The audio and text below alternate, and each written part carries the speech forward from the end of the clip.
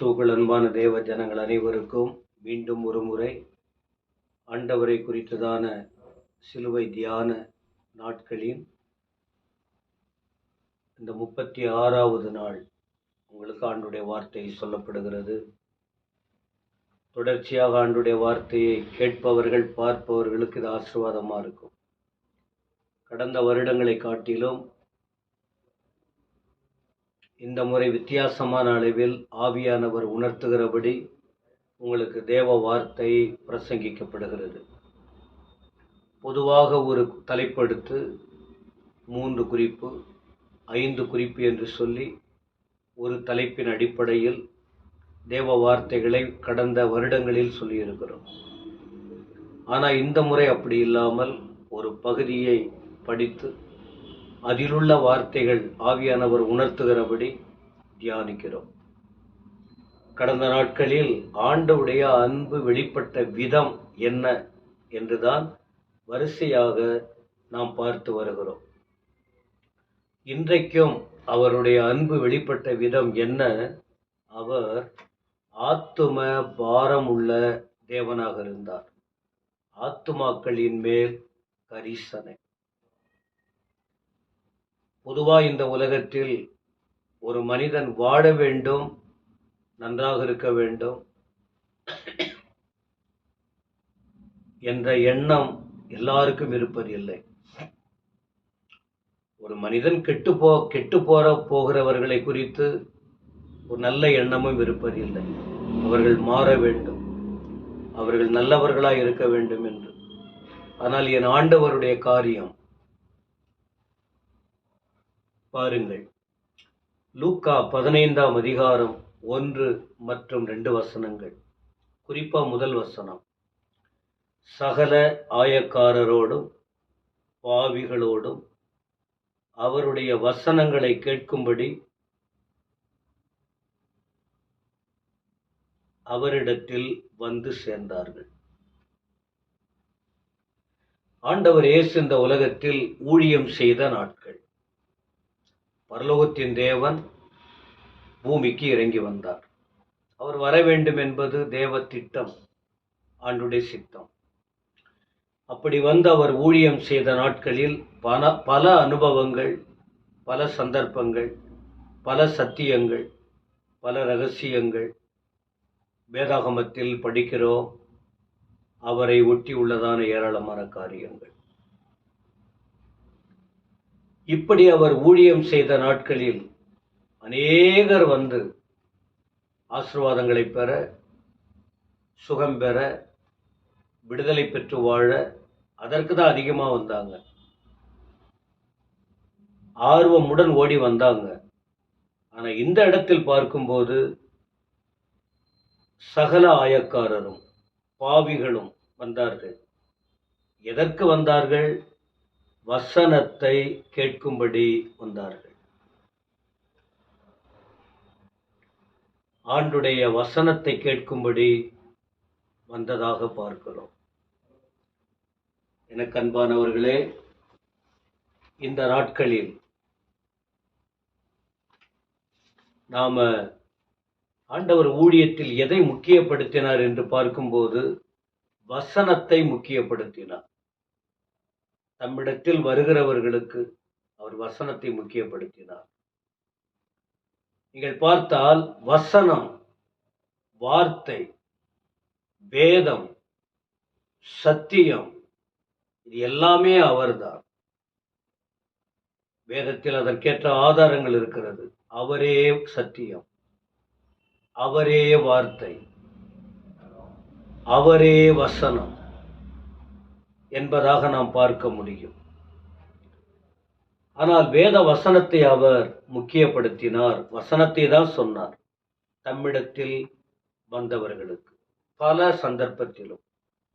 Mark 2ஆம் அதிகாரம் 2ஆம் வசனம் பார்க்கும்போது ஒரு வீட்டில் அவர் இருக்கிறார். திரளான ஜனங்கள் அவர் அண்டை வந்தார்கள். சுகவீனமானவர்களும் பல பிரச்சனை உள்ளவர்களும் அங்கே வந்தபோது திரள் கூட்டம் இருக்கிற நேரத்தில் அவர் என்ன செய்தாராம்? வசனத்தை பிரசங்கித்தார். மார்க்கு 2ஆம் அதிகாரம் 2ஆம் வசனத்தில் பார்க்க முடியும். லூக்கா 5ஆம் அதிகாரத்தில் 1 முதல் 3 பாருங்கள். கெனசரேத் கடற்கரை ஓரத்தில் அவர் தன்னுடைய பிரயாண தொடக்கம் அல்லது ஊழியம். அப்பொழுது திரளான ஜனங்கள் அவருடைய வசனத்தை கேட்க வந்தார்கள். அவர் வாயில் புறப்படுகிற வார்த்தை ஆசீர்வாதம். அவர் வாயில் புறப்படுகிற வார்த்தை விடுதலை. அவருடைய வாயில் புறப்பட்ட வசனங்கள் அதிசயம். அவர் வாயின் வழியாய் புறப்பட்ட வார்த்தைகள் அநேகருக்கு ஆச்சரியத்தை உண்டாக்கினது. வசனத்தை கேட்கும்படி வந்தார்கள். இடம் இல்லை அங்க. கடல் ஓரம் படகு ஒன்றில் ஏறினார். அவர் கூடி வந்த ஜனங்களுக்கு வசனத்தை போதித்தார். ஜனங்களுக்கு அது தேவை.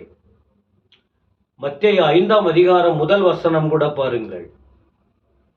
இயேசு கிறிஸ்து நம்முடைய ஊழியம், இந்த உலகத்தில் அவர் பிறந்தார். மத்தேயு 1ஆம் அதிகாரத்தில் பார்க்க முடியும். அவர் பிறப்பின் அடுத்த கட்ட வித்தியாசங்கள் 2ஆம் அதிகாரத்தில் பார்க்க முடியும். மத்தேயு 3ஆம் அதிகாரத்தில் அவர் ஞானஸ்நானம் பெற்று எப்படி நீதியை நிறைவேற்றினார் என்று பார்க்க முடியும்.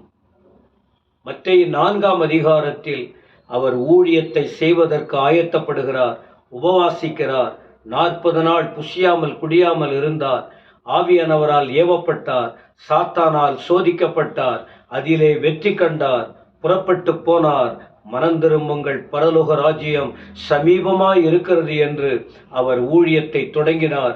ஏராளமான மக்களுக்கு அவர் சத்தியத்தை சொன்னார்.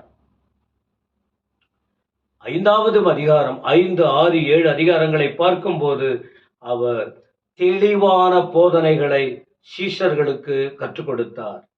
அதன் பிறகு அற்புத அதிசயம் நடந்ததை பார்க்க முடியும். இந்த லூக்கா 15ஆம் அதிகாரத்தின் 1 வசனத்தில் பார்க்கும்போது அவருடைய வசனத்தை கேட்க வந்தவர்கள் யார்? ஆயக்காரரும் பாவிகளும். ஆயக்காரர் யார்? அவர்களை குறித்து வேதம் சொல்லுகிறது. மத்தேயு 5ஆம் அதிகாரம் 46ஆம் வசனத்தில் பார்க்கிற வேளையில் அவர்கள் மற்றவர்களை நேசிக்க மாட்டார்கள், நேசித்தவர்களையே நேசிப்பார்கள்.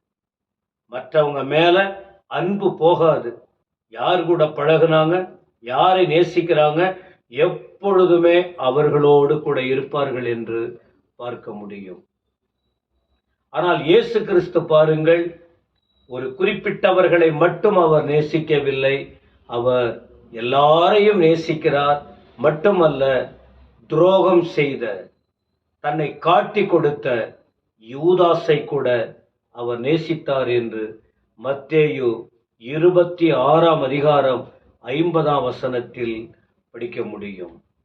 அது மட்டுமல்ல, இயேசு கிறிஸ்து ஆயக்காரரை மட்டுமல்ல, அவர் பாவிகளையும் நேசித்தார். பாவிகளுக்கு ஆண்டுடைய வார்த்தையை சொன்னார் என்று பார்க்கிறோம். ஆயக்காரரும் பாவிகளாக காணப்பட்டதாக வேதம் சொல்லுகிறது. அவர்கள் யாரோடு சேர மாட்டார்கள் என்று குறிப்பிட்டேன். இயேசு ஒரு சந்தர்ப்பம் சொன்னார் பாருங்க. லூக்கா 18ஆம் அதிகாரம் 13, 14 ஆயக்காரரை குறித்து அவர்கள் தங்களுடைய குறைகளை உணர்ந்து ஒரு வார்த்தை சொன்னதாய் பார்க்கிறோம். பாவியாகி என் மேல் கிருபையாயிரும். உணர்ந்து ஜெபிக்கிற ஒரு பழக்கம். அவன் நீதிமானாய் மாற்றப்பட்டான் என்று அடுத்த வார்த்தை சொல்லுகிறது. லூக்கா 17ஆம் அதிகாரம் 1 வசனம் பாருங்கள். சகேயு ஒரு ஆயக்காரன். மற்றவர்கள் பார்வையில் அவன் பாவி.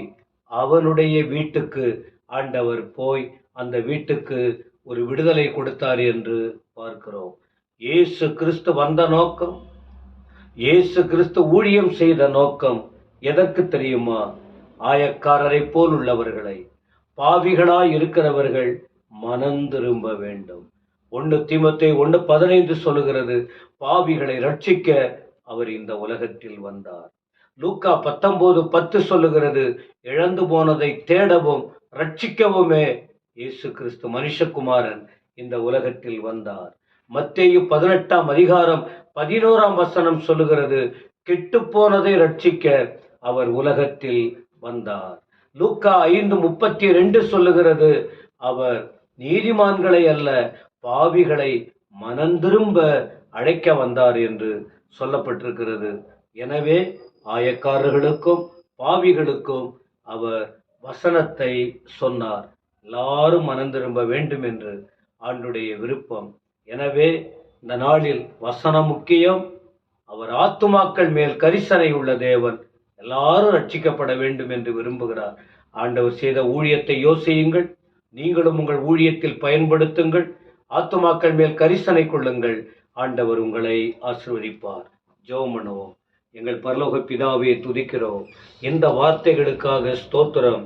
எங்கள் ஆண்டவர் கற்றுக் கொடுத்த அனுபவங்கள், ஊழியங்கள், அதை நாங்கள் பின்பற்றி அழிந்து போகிற மக்களை குறித்து நாங்களும் கரிசனை உள்ளவர்களாய் இருக்க எங்களை ஆயத்தப்படுத்தும். உங்க அன்பு வெளிப்பட்ட விதத்தை நாங்கள் பார்க்கிறோம். நாங்களும் ஆத்துமாக்கள் மேல் அன்புள்ளவர்களாய் இருக்க கரிசனை கொள்ள கிருபைதாரும். அப்படி நடத்த போகிறதற்காக நன்றி. இயேசு கிறிஸ்துவின் நாமத்தில் வேண்டிக் கொள்ளுகிறோம் நல்ல பிதாவே. ஆமென். ஆமென்.